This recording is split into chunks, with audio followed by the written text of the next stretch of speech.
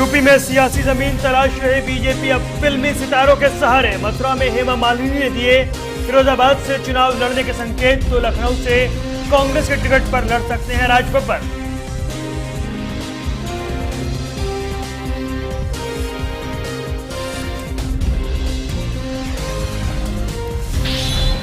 नम आंखों से दी गई शहीद सरबजीत को अंतिम विदाई। पंचतत्व में विलीन हुआ देश का लाल। पूरे राजकीय सम्मान से किया गया अंतिम संस्कार।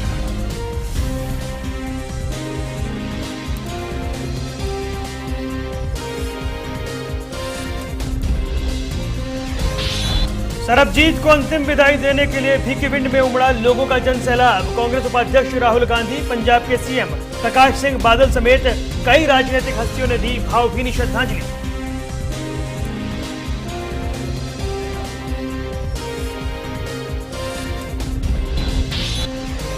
बीजेपी के फायर ब्रांड नेता वरुण गांधी को बड़ी राहत। सरकारी संपत्ति को नुकसान पहुंचाने के मामले में पीलीभीत कोर्ट ने वरुण गांधी को किया बरी। सन 2009 में दर्ज हुआ मुकदमा।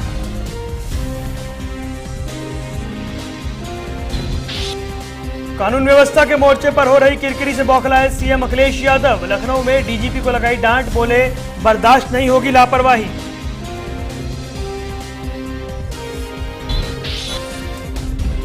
बलिया में शिक्षा मंत्री राम गोविंद का कमाल, भूले महिला हेल्पलाइन का नंबर। महिलाओं को संबोधित करते हुए कहा कि शिकायत करनी है तो 108 नंबर का करिए इस्तेमाल।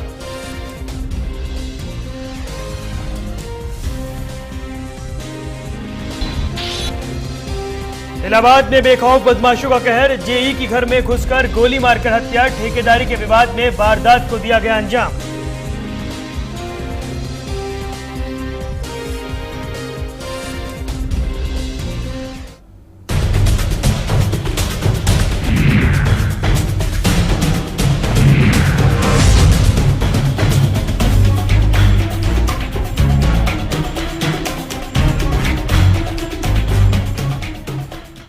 नमस्कार, India news Uttar Pradesh Uttarakhand prime time लेकर हाजिर हूं मैं आपके साथ वरुण गोयल। लोकसभा चुनाव की हट के साथ ही सियासी बिछात बिछने लगी है। शह और मात के इस खेल के लिए सियासतदानों ने कमर कसनी शुरू कर दी है। विधानसभा चुनाव में बहुमत हासिल करने वाली समाजवादी पार्टी को अब उसके घर में घेरने की कोशिश शुरू कर दी गई है और इसके लिए बीजेपी ने इस बार एक सीक्रेट प्लान बनाया है। दरअसल समाजवादी पार्टी को उसके गढ़ में मात देने के लिए बीजेपी फिल्मी सितारों का सहारा लेने जा रही है।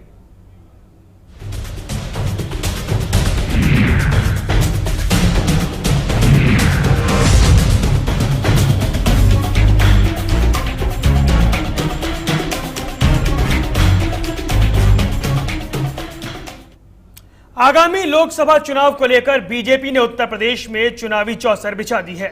यूपी में सालों से राजनीतिक वनवास काट रही बीजेपी फिल्मी सितारों को चुनाव में उतारने की रणनीति बना रही है। 2014 के लिए बीजेपी ने बिछा दी है उत्तर प्रदेश में अपनी चुनावी चौसर। कैसे बीजेपी खेलेगी शह और मात का खेल? क्या है बीजेपी का मास्टर प्लान? उत्तर प्रदेश में बीजेपी की हालत किसी से छिपी नहीं है। बीजेपी के तमाम नेता भले ही दिल्ली में सरकार का सपना देख रहे हैं, लेकिन जब तक बीजेपी यूपी में अपनी खोई हुई जमीन हासिल नहीं कर लेती, तब तक बीजेपी के लिए दिल्ली दूर ही रहेगी। ये बात बीजेपी के रणनीतिकार भी अच्छे से जानते हैं। यही वजह है कि बीजेपी ने उत्तर प्रदेश के लिए चुनावी चौसर बिछा दी है। इस चौसर में शह और मात का खेल कैसे खेला जाएगा, इसके लिए पार्टी ने रणनीति भी बना ली है। बीजेपी की नई रणनीति, जिन सीटों पर पार्टी कमजोर है उन सीटों पर ग्लैमरस हस्तियां होंगी उम्मीदवार। बीजेपी की रणनीति है कि जिन सीटों पर पार्टी कमजोर है उन सीटों पर ग्लैमरस चेहरों को उतारा जाएगा, ताकि इन चेहरों की छवि का फायदा पार्टी को मिल सके। पार्टी की इस रणनीति का खुलासा उस वक्त हुआ जब मथुरा पहुंची हेमा मालिनी ने फिरोजाबाद से चुनाव लड़ने के संकेत दिए। फिरोजाबाद का लोकसभा चुनाव काफी दिलचस्प हो सकता है, क्योंकि समाजवादी पार्टी ने वहां से उतारा है प्रोफेसर रामगोपाल यादव के बेटे अक्षय यादव को। तो वही भारतीय जनता पार्टी भी तैयारी में है कि किस तरीके से अक्षय यादव को कड़ी टक्कर दी जाए। यही वजह है कि उनका मिजाज बन रहा है कि वहां से ड्रीम गर्ल यानी हेमा मालिनी को उतारा जाए। तो अब देखना यह होगा कि क्या हेमा मालिनी का जादू चलता है या फिर समाजवादी पार्टी के 7वें चेहरे को संसद पहुंचने की कवायद कामयाब हो पाती है। हेमा मालिनी ने जहां फिरोजाबाद से लोकसभा चुनाव लड़ने के संकेत दिए, वहीं सूत्रों के हवाले से खबर है कि फिरोजाबाद से मौजूदा कांग्रेसी सांसद राज बब्बर लखनऊ से चुनाव लड़ना चाहते हैं। राजनीतिक समीकरण राज बब्बर के लिए मुश्किल पैदा कर सकते हैं और यही वजह है कि राज बब्बर अपने लिए नई जमीन की तलाश में जुटे हैं। पिछले लोकसभा चुनाव में कांग्रेस पार्टी ने बहुत अच्छा प्रदर्शन किया था और इस बार वो राज बब्बर को लखनऊ से चुनाव में उतार सकती है। हेमा मालिनी ने जिस तरह से फिरोजाबाद से चुनाव लड़ने के संकेत दिए हैं, उससे साफ है कि बीजेपी ऐसी सीटों पर अपने स्टार उम्मीदवार उतारने की तैयारी कर रही है जहां पर संगठन कमजोर है। लेकिन बीजेपी का ये मास्टर प्लान यूपी में कितना सफल होता है, इसके बारे में अभी कुछ भी कहना जल्दबाजी होगा। लखनऊ से अभिषेक पांडे के साथ खुर्रम निजामी, इंडिया न्यूज। तो ये वही यूपी है जिसके सहारे बीजेपी ने पहली बार सत्ता का स्वाद चखा था, लेकिन उसके बाद धीरे धीरे बीजेपी से वहां वोटर रूठता चला गया और लोकसभा में बीजेपी की हालत पतली होती चली गई। आज हालात कुछ इस कदर हैं कि बीजेपी वहां मानो वनवास काट रही है और ऐसे में उत्तर प्रदेश में बीजेपी अब एक सीक्रेट प्लान के तहत सामने उतरती नजर आ रही है। चुनाव में ज्यादा वक्त बाकी नहीं है, सियासी गोटियां बिठाने की जो कवायद है वो शुरू हो चुकी है और उसकी शुरुआत हुई है हेमा मालिनी के लेकर जो आशंकाएं जताई जा रही हैं, जिस तरीके के कयास लग रहे हैं कि हेमा मालिनी फिरोजाबाद से चुनाव लड़ सकती हैं। तो बीजेपी का ये सीक्रेट प्लान सामने आ रहा है और हो सकता है कि इन्हीं सितारों की बदौलत, इन्हीं सितारों वाले चेहरों की बदौलत बीजेपी इस बार अपनी बेहतरनी पार लगाना चाहती हो। तो यह है बीजेपी का सीक्रेट प्लान। आपको बता दें, वो बीजेपी जो एक वक्त प्रचंड सीट लेकर उत्तर प्रदेश में सबसे बड़ी पार्टी बनी थी, आज वो महज 10 सीटों वाली पार्टी के तौर पर वहां सिमट गई है। वो कोशिश कर रही है कि वो बड़े तौर पर वहां नजर आए और इसके लिए वो एक प्लान के तहत अब आगे बढ़ती नजर आ रही है और इसी के साथ 2014 की चुनावी चौसर बिछती हुई दिख रही है।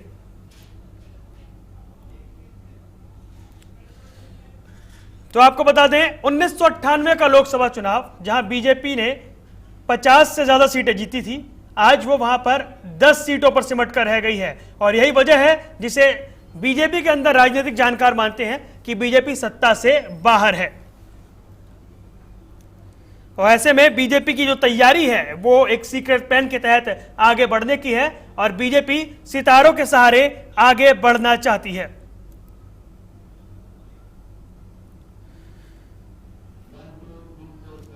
तो 2014 की चुनावी चौसर में मथुरा पहुंची हेमा मालिनी ने संकेत दिए कि वो फिरोजाबाद से चुनाव लड़ सकती हैं और लखनऊ से हमारे साथ ब्यूरो चीफ श्रेय शुक्ला जुड़ रहे हैं। श्रेय, सबसे पहले आपसे ये जानना चाहूंगा, जिस तरीके से एक वक्त था कि बीजेपी ने वहां पर 57 सीटें जीती थी 1998 के लोकसभा चुनाव में, आज वही बीजेपी वहां वनवास काट रही है और इसको दूर करने के लिए जो रणनीति बीजेपी बना रही है वो कौन कौन सी सीटें हो सकती है जहां पर बीजेपी इस तरीके से यह प्रयोग करे कि वो सितारों को उतारे? देखिए, अभी हालांकि बीजेपी ने कोई आधिकारिक घोषणा नहीं की है कि कितनी सीटों पर वो इस तरह के चेहरे उतारेगी, लेकिन जो शुरुआती तौर पर जो स्ट्रेटेजी नजर आ रही है, अगर आप सुल्तानपुर की बात करें तो सुल्तानपुर बीजेपी का गढ़ नहीं है, लेकिन वहां पर कांग्रेस के गढ़ में सेंध लगाने के लिए एक ग्लैमरस चेहरा, एक बड़ा चेहरा वरुण गांधी का उतारा जा रहा है। उसके बहुत सारे रीजन हैं जिस पे हम लोग अभी चर्चा करेंगे। दूसरी तरफ 2 दिन पहले जब हेमा मालिनी आई थी मथुरा में, तो मथुरा में उन्होंने एक तरह से संकेत दिए थे, इशारा किया था कि वो चुनाव लड़ सकती हैं फिरोजाबाद से। तो हेमा मालिनी का चेहरा अब सामने आ रहा है। अभी की जो सोर्सेज से हम लोग को खबरें हैं, जिस तरह की रणनीति बना रहे हैं, वो रणनीति खासतौर पर 80 उत्तर प्रदेश की लोकसभा सीटों के लिए है कि उन चेहरों को उतारा जाए और उन जगहों पे उतारा जाए जहां पर एक तो बीजेपी मजबूत नहीं है, वहां पर ग्लैमरस चेहरे उतारे जाएं, यानी जिनका बड़ा नाम हो, वो फिल्म अभिनेता भी हो सकते हैं, वो राजनीति के बड़े चेहरे भी हो सकते हैं। तो ऐसी कमजोर सीटों पर कद्दावर लोगों को उतारने की तैयारी की जा रही है ताकि अपनी स्थिति को उत्तर प्रदेश में बीजेपी बेहतर कर सके। जी जी श्री, आपके वापस लौटूंगा। रोहित सावल हमारे साथ जुड़ गए हैं। रोहित, सबसे पहले आपसे जानना चाहेंगे जिस तरीके से यह माहौल बना है, क्योंकि बीजेपी पिछले कुछ वक्त से वहां पर लगातार नेपथ्य में चल रही है, उसकी हालत लगातार खराब हुई है और उत्तर प्रदेश की राजनीति में अक्सर सितारे उतरते रहे हैं। क्या कुछ ये प्लान बीजेपी का रह सकता है कि वो कांग्रेस को कमजोर करे, समाजवादी पार्टी को कमजोर करे, या फिर कुछ सीटें निकालने की जुगत वो बना पाए?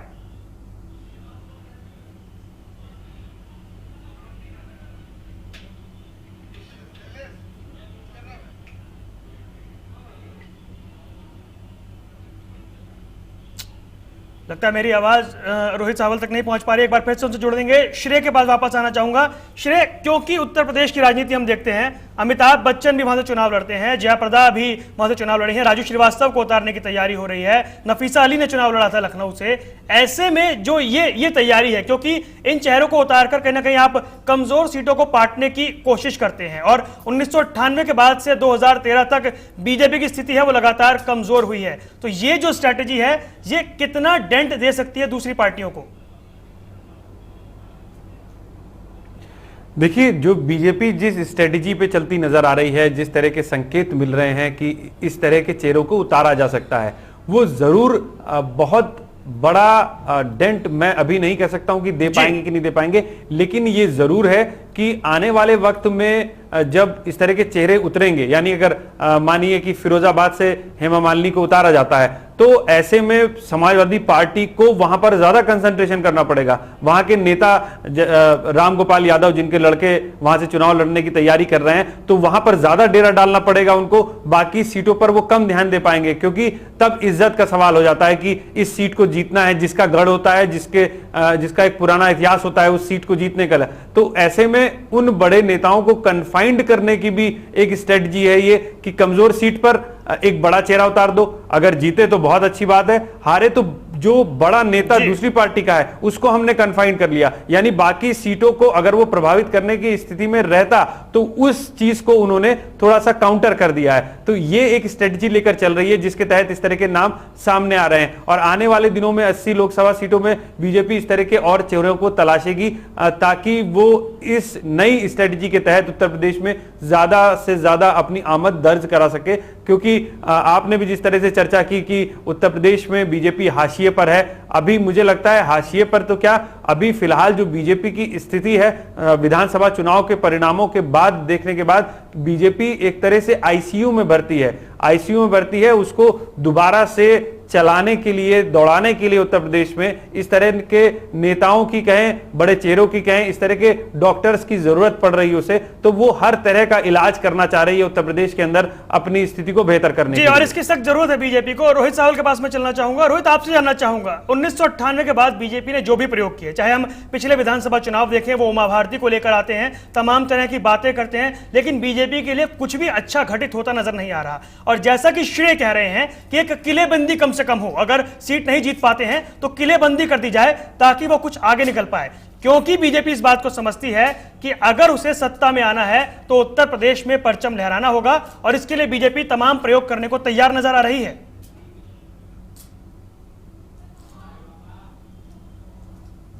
के लिए तैयार है। बीजेपी की मजबूरी है, बीजेपी को प्रयोग करने होंगे। बीजेपी चाहती है 2014 में दिल्ली में सरकार बने, एनडीए की सरकार बने, लेकिन भारतीय जनता पार्टी के तमाम रणनीतिकार इस बात को बखूबी समझते हैं कि अगर उत्तर प्रदेश में पार्टी का प्रदर्शन बेहतर नहीं हुआ तो दिल्ली की सत्ता पर काबिज होना बेहद मुश्किल रहेगा बीजेपी के लिए। यही वजह है कि बीजेपी ने ये नई स्ट्रैटेजी, ये नई रणनीति बनाई है कि उन सीटों पर जहां पर भारतीय जनता पार्टी कमजोर है, उन सीटों पर बीजेपी ऐसे प्रत्याशियों को उतारे, ऐसे स्टार उम्मीदवारों को उतारे, चाहे वो फिल्मी हस्तियां हो या किसी दूसरे बड़े सामाजिक क्षेत्र से आने वाले लोग हों, उनकी एक अपनी छवि हो, ताकि उन्हें उस वोट बैंक का फायदा भी मिल सके। तो यही है भारतीय जनता पार्टी की रणनीति। और जिस तरह से मथुरा में हेमा मालिनी ने जो संकेत दिए इंडिया न्यूज से बातचीत में, तो उन संकेतों के बाद बीजेपी की इस रणनीति का खुलासा भी धीरे धीरे हो रहा है। जी जी, लेकिन रोहित एक सवाल खड़ा होता है कि ये पहला मौका नहीं है। समाजवादी पार्टी राजू श्रीवास्तव को सामने ला चुकी है, नफीसा अली को उन्होंने पिछले चुनाव में उतारा था, वो संजय दत्त को उतारने की तैयारी कर रहे थे। तो उत्तर प्रदेश की राजनीति में जो ग्लैमरस चेहरे हैं, जो सेलिब्रिटी हैं, जो फेमस चेहरे हैं, उनका दबदबा अक्सर नजर आता है। क्या बीजेपी को यह बात देर से समझ आ रही है?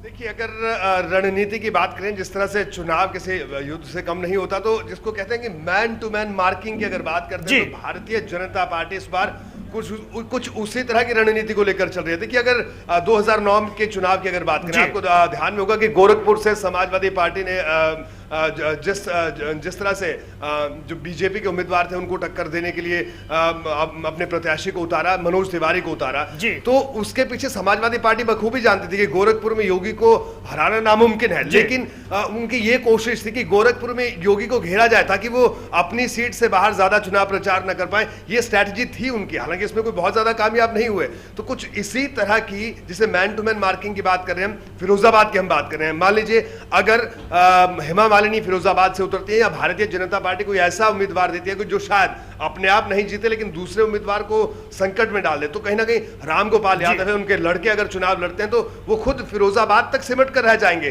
तो यही इसी तरह की रणनीति ये चुनाव में रहती है और बीजेपी भी इस रणनीति को इस बार के चुनाव में अपनाना चाहती है और इसी रणनीति के साथ आगे बढ़ना चाहती है। जी, और मैन टू मैन मार्किंग की रणनीति है। श्रेय, आपके पास आना चाहूंगा। रोहित बड़ी महत्वपूर्ण बात कह रहे हैं, क्योंकि अगर मैन टू मैन मार्किंग को देखा जाए तो पिछली बार के चुनाव में मुझे याद है विनय कटियार ने अपनी सीट तक बदल ली थी, लेकिन वो तब भी नहीं जीत पाए थे, बशर्ते कि वो एक कद्दावर नेता कहे जाते हैं। यूपी की राजनीति में एक वक्त उनकी पैठ होती थी। तो जिस तरीके से बीजेपी आगे बढ़ रही है, वो एक और वरुण गांधी को प्रमोट करती नजर आ रही है, उन्हें राजनाथ सिंह ने अपनी टीम में जगह दी है, दूसरी ओर सेलिब्रिटी आगे बढ़ रहे हैं। हालांकि अभी पहला नाम ही सामने आया है। ऐसे और कौन से नाम हो सकते हैं बीजेपी की ओर से जो यूपी के समर में दिखाई दे सकते हैं? देखिए, अभी बहुत ज्यादा नामों का खुलासा तो नहीं किया गया है बीजेपी की तरफ से या उनके जो रणनीतिकार हैं, लेकिन ये तय माना जा रहा है कि जो भी बीजेपी के क्लोज हैं, बड़े चेहरे, ग्लैमरस चेहरे, उनको एक बार ये प्रपोजल दिया जाएगा कि आप इस सीट से चुनाव लड़िए या इस तरह की रणनीति बनाई जाएगी। और उत्तर प्रदेश से जो जुड़े लोग होंगे, यानी कि जो चाहे वो सिने स्टार हो, चाहे वो दूसरी बड़ी हस्तियां हो, उनको एक बार इस तरह का न्योता दिया जाएगा। खासतौर पर उन सीटों पे न्योता दिया जाएगा जिन सीटों पे बीजेपी को लगता है कि यहां से जीतना बहुत मुश्किल है, यहां पर सेंध लगाना बहुत मुश्किल है। तो ये जो अभी रोहित ने मैन टू मैन मार्किंग की बात की है, तो वो मैन टू मैन मार्किंग करके चल रहे हैं, लेकिन इसमें उल्टा भी हो सकता है। अगर आप बहुत ज्यादा मैन टू मैन मार्किंग करेंगे तो आप दूसरे पर गोल करना भूल जाते हैं। आप मैन टू मैन मार्किंग करके अपने गोल को बचा तो लेते हैं, लेकिन आप दूसरे पे गोल नहीं कर पाएंगे, बहुत मुश्किल हो जाता है। तो ये जो है, बीजेपी को ये भी देखना होगा कि मैन टू मैन मार्किंग की जो नई स्ट्रेटेजी है वो तो ये लेके चलें, लेकिन दूसरे पर गोल करने के लिए भी उनको जमीनी स्तर पे काम करना होगा। उत्तर प्रदेश में 80 लोकसभा सीटें हैं। पिछले चुनाव में, 2009 के चुनाव में, उससे पहले 2004 के चुनाव में लोकसभा की अगर बात करें तो बुरा हाल दिखा था बीजेपी का। तो ऐसे में उसको कार्डर पे भी अब लड़ाई लड़नी होगी, कार्डर तैयार करना होगा, जनता को यह बताना होगा, उत्तर प्रदेश की जनता को यह बताना होगा कि बीजेपी के जो कैंडिडेट हैं, बीजेपी के जो उम्मीदवार हैं, वो अपने वायदों और इरादों के साथ आए हैं, वो आपके लिए आए हैं। क्योंकि बीजेपी उत्तर प्रदेश में समझाने में नाकाम रही है कि बीजेपी उनकी पार्टी है, आम लोगों के पास नहीं पहुंच पाए हैं। विधानसभा चुनाव की बात करें तो बुरी तरह हार रहे थे। तो ऐसे में बीजेपी को सिर्फ इन चेहरों से ही काम नहीं चलेगा, बीजेपी को जमीनी स्तर पर लड़ाई लड़नी पड़ेगी। और इसीलिए वजह बन रही है। रोहित कुछ कहना चाह रहे हैं। रोहित, जिस तरीके से श्रेय बता रहे हैं कि बीजेपी को संगठन भी मजबूत करना होगा। एक वक्त अटल बिहारी वाजपेयी जैसा चेहरा, 57 लोकसभा सीटें जीतना और सत्ता का स्वाद चखना, लेकिन वाजपेयी जैसा चेहरा ना होने के बाद बीजेपी वहां पर कोई चेहरा पेश नहीं कर पाई, और शायद ये वजह है कि आज बीजेपी वहां आईसीयू में पड़ी है। देखिए वरुण, अगर वो प्रदर्शन दोहराने की बात करें तो खैर वो तो बहुत दूर का सपना ही दिखता है। वो वैसा प्रदर्शन तो शायद बीजेपी खुद भी इस बात को मानती, क्योंकि अगर कुछ दिन पहले लखनऊ में रैली हुई थी, राजनाथ सिंह तब बीजेपी के राष्ट्रीय अध्यक्ष नहीं बने थे, तब उन्होंने ये बात कही थी, तब उन्होंने मंच से बात कही थी, 40 के लक्ष्य की बात कही थी। तो 57 तो खैर बहुत दूर की बात, क्योंकि अगर बीजेपी को 40 सीटें भी मिलती है, वो बीजेपी चाह रही है, तो एक बड़ी बात होगी। लेकिन जिस तरह से श्रेय ने भी कहा कि भारतीय जनता पार्टी का जनाधार घटा है, बीजेपी के कार्यकर्ता टूटे हैं, बिखरे हैं, जो वोट बैंक था उसमें बिखराव आया, उसका नुकसान बीजेपी को मिला है। लेकिन यहां पर श्रेय, मैं आपसे ये जानना चाह रहा हूं कि कल जिस तरह से लखनऊ में वरुण गांधी कल पहुंच रहे हैं, तो क्या लगता है कि बीजेपी की जिस नई रणनीति की हम बात कर रहे हैं, चाहे स्टार प्रचारकों को उतारने की बात, और कहीं ना कहीं जो स्टार प्रचारक थे जैसे वरुण गांधी जैसे चेहरे, तो उनको अब उनके लोकसभा क्षेत्रों से बाहर निकाला जा रहा है, उनको ज्यादा प्रोजेक्शन दी जा रही है, क्या ये भी इसी रणनीति का हिस्सा माना जाए श्रेय? बिल्कुल रोहित, ये इसी रणनीति का हिस्सा है और वरुण गांधी को एक स्टार प्रचारक बनाया जा रहा है। उनको पहले महासचिव का पद दिया गया, उनको एक बड़े ओहदे से नवाजा गया, उसके बाद सुल्तानपुर से टिकट देने की बात चल रही है और लखनऊ में 4 तारीख को एक कार्यक्रम है, यानी कि कल एक कार्यक्रम है, 16 तारीख को सुल्तानपुर में कार्यक्रम है। तो वरुण गांधी को एक युवा चेहरे के रूप में प्रोजेक्ट कर रही है बीजेपी, क्योंकि अगर उत्तर प्रदेश की पूरी राजनीति में आप बीजेपी के युवा चेहरों को अगर आप याद करने की कोशिश करें तो आपके पास कोई युवा चेहरे की नहीं उभरता है, तस्वीर नहीं उभरती है। तो ऐसे में अब उनको लग रहा है कि ये दुधारी है, ये दुधारू ये जो कदम है वो होगा, क्योंकि एक तो आप यूथ को अपनी ओर खींचने के लिए वरुण गांधी का इस्तेमाल करेंगे, दूसरा स्टार प्रचारक है, तीसरी एक और इंपॉर्टेंट बात है कि वो हार्ड लाइनर नेता कहे जाते हैं, तो उनको वो वाला भी लाभ मिलेगा। लेकिन अभी जिस तरह की चर्चाएं हैं, जिस तरह की राजनीतिक गलियारों में समीकरण बनते हुए सामने आ रहे हैं, उसमें वरुण गांधी को यह हिदायत दी गई है कि इस बार वो अपना उस तरह का चेहरा नहीं दिखाएंगे जो 2009 में उन्होंने दिखाया था, जिसकी वजह से वो विवादों में पड़े थे। तो वो चेहरा शायद इस बार वरुण गांधी को ना देखने को मिले, उनको एक सॉफ्ट चेहरा दिखाया जाएगा। इसके पीछे की एक बहुत बड़ी वजह है रोहित, क्योंकि वरुण गांधी ने राजनाथ सिंह की तारीफ की। आपको याद होगा पिछले दिनों एक कार्यक्रम के दौरान उन्होंने राजनाथ सिंह की तारीफ की, अटल जी से तुलना कर दी। तो कहीं ना कहीं राजनाथ सिंह के खेमे के हैं वरुण गांधी, राजनाथ सिंह के क्लोज दिखाई देते हैं और राजनाथ सिंह की एक इमेज तैयार करने की सीधी सी वजह है कि अगर मोदी के नाम पे कंसेंसस नहीं बनती है, इस तरह की अगर स्थिति बनती है तो राजनाथ सिंह का एक चेहरा सामने आ सके। तो ऐसे में राजनाथ सिंह की बात करना, उनकी बढ़ाई करने का मतलब है कि वरुण गांधी को भी उसी इमेज पे चलना होगा, तभी उनकी जो एक रणनीति है, बीजेपी के एक बड़े धड़ने की रणनीति है, वो सफल हो पाएगी। और श्रेय, शायद एक बात और इस वक्त पक्ष में जाती नजर आ रही है वरुण गांधी की कि उन्हें अदालत से भी लगातार राहत मिलती जा रही है और ऐसे में शायद वो और आगे बढ़ के सामने बीजेपी का एक बड़ा चेहरा, बड़े चेहरे के तौर पर सामने आ पाए।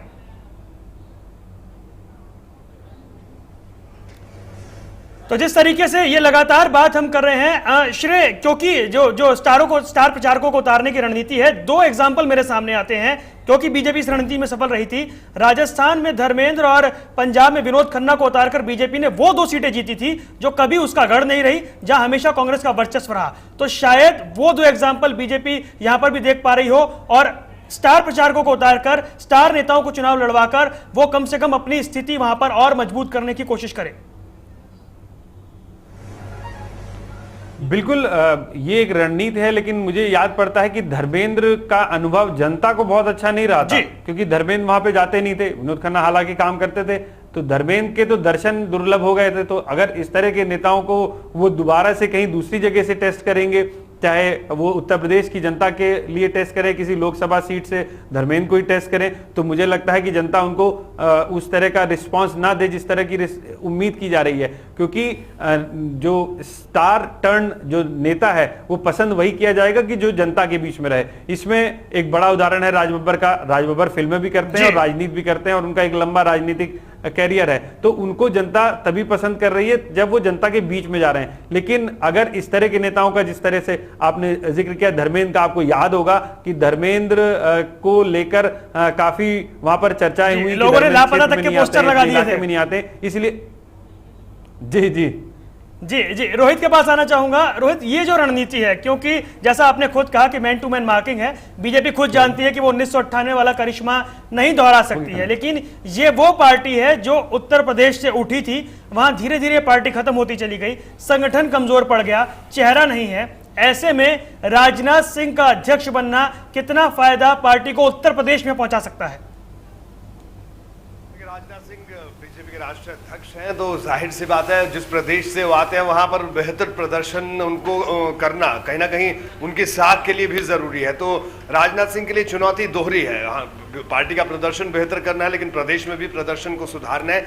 यही वजह है जिस नई रणनीति की हम बात कर रहे हैं कि इस नई रणनीति को अपनाया जा रहा है। लेकिन बिल्कुल ये बात भारतीय जनता पार्टी के रणनीतिकारों से पूछने वाली होगी कि जो बीजेपी अपने आप को कहती है कि हाँ वो जमीन से जुड़े हुए कार्यकर्ताओं की पार्टी, आखिरकार उस पार्टी को ऐसी क्या जरूरत पड़ गई कि वो पार्टी ऐसे उम्मीदवार चुनाव मैदान में उतार रहा है जो दूसरे प्रदेशों से आए, या ठीक है अब फिल्मी सितारों तक को उतारने की जरूरत उस पार्टी को पड़ जाए जो पार्टी बार बार ये दावा करती है कि वो लोगों के बीच में रहती है। मास based cadre organisation Bharatiya Janata party अपने आप को कहती है। तो आखिरकार ये कैसी मास बेस्ड कैडर ऑर्गेनाइजेशन है कि उसके पास उत्तर प्रदेश जैसे प्रदेश में उम्मीदवार भी नहीं मिल रहे हैं। तो ये कई सवाल उठ रहे हैं जी, और ये कई सवाल उठ रहे हैं और इन सवालों को जानने के लिए हमारे साथ विजय बहादुर पाठक जुड़ गए हैं। सीधा उनसे रुख करते हैं।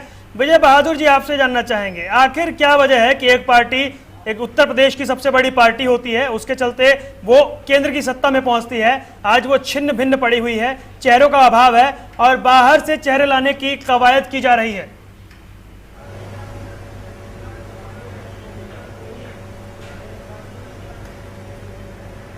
विजय बहादुर जी, आप मुझे सुन पा रहे हैं?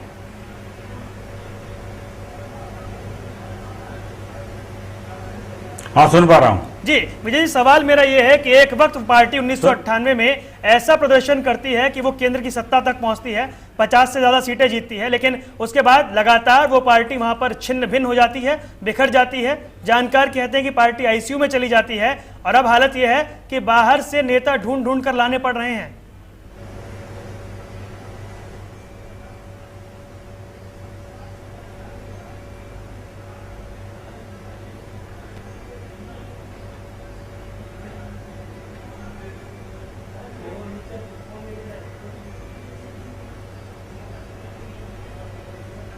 हेलो जी विजय जी, मेरा सवाल यह है कि विजय जी, मेरा सवाल यह है कि एक वक्त जो पार्टी इतनी मजबूत नजर आ रही थी, आज वो बेहद कमजोर नजर आती है। आवाज आ रही है? वो पार्टी हाशिए पर खड़ी है।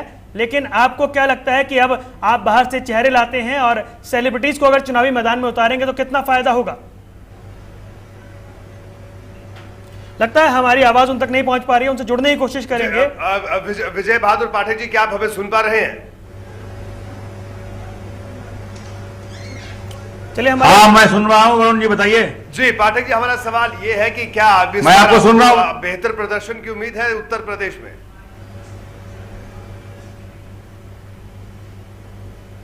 बहुत बेहतर प्रदर्शन की उम्मीद है। और जिस तरह से पीछे उत्तर प्रदेश की जनता ने 2007 में, 2012 में बगैर किसी कंफ्यूजन के वोट दिया, इस बार एनडीए की सरकार बनाने के लिए भारतीय जनता पार्टी के पक्ष में वो मतदान करेगी। जी, लेकिन पाठक साहब, सवाल यह है कि यहाँ पर यह कहा जा रहा है कि आप हेमा मालिनी को फिरोजाबाद से चुनाव उतार रहे हैं और ऐसे कई सीटों पर प्रत्याशियों को, स्टार उम्मीदवारों को उतार रहे हैं। क्या उत्तर प्रदेश बीजेपी के पास जिन कार्यकर्ताओं की आप बात करते हैं वो कार्यकर्ता, वो नेता नहीं रहे हैं?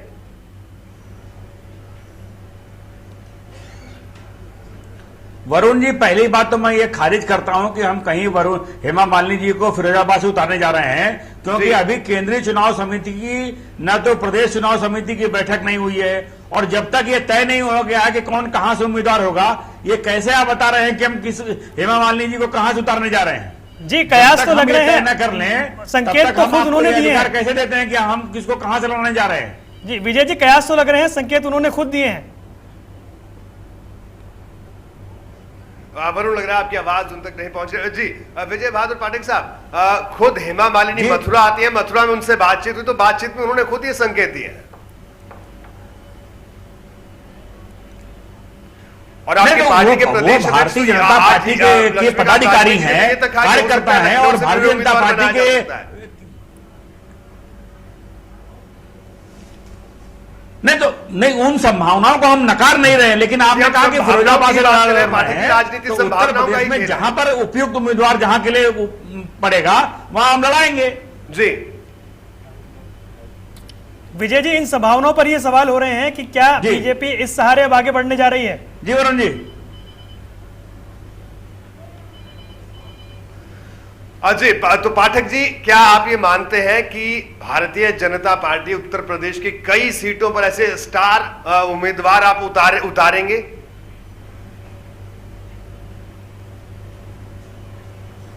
देखिए, भारतीय जनता पार्टी से उत्तर प्रदेश में से बहुत सारी उम्मीदें एनडीए को हैं और केंद्र की जो सरकार बनने वाली है उसमें उत्तर प्रदेश की भारतीय जनता पार्टी का बहुत सारा योगदान है।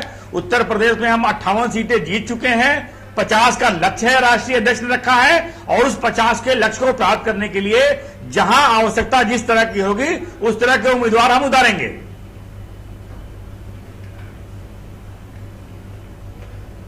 जी बिल्कुल। जी वरुण जी, मिलाकर ये कहा जाए पाठक जी की जो संभावनाएं जताई जा रही, जो अटकलें लगाई जा रही हैं, उनमें कहीं ना कहीं कुछ दम जरूर नजर आ रहा है।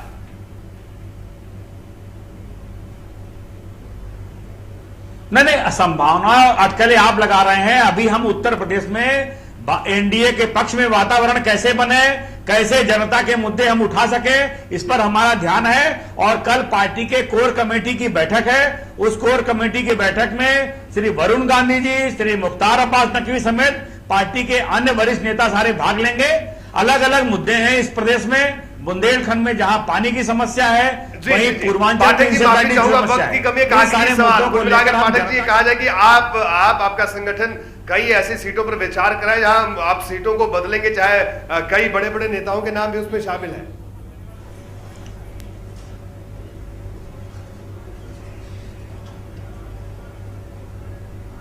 जी वरुण जी, क्या कहे? जी, यानी कई मौजूदा सांसदों के टिकट भी बदले जाने की संभावनाएं जाहिर की जा रही हैं।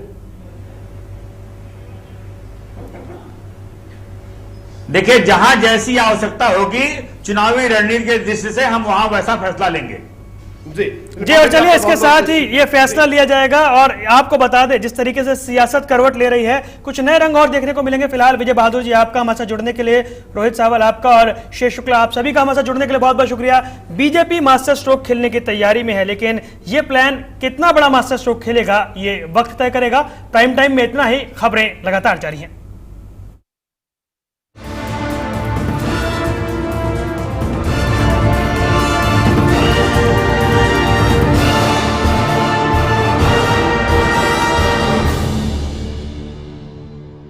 इंडिया की हर जरूरत के लिए हमने बनाया है एक सिम्फनी, और हमारा हर कूलर सिर्फ 1 या 2 बल्ब के बिजली के खर्चे पर रखें।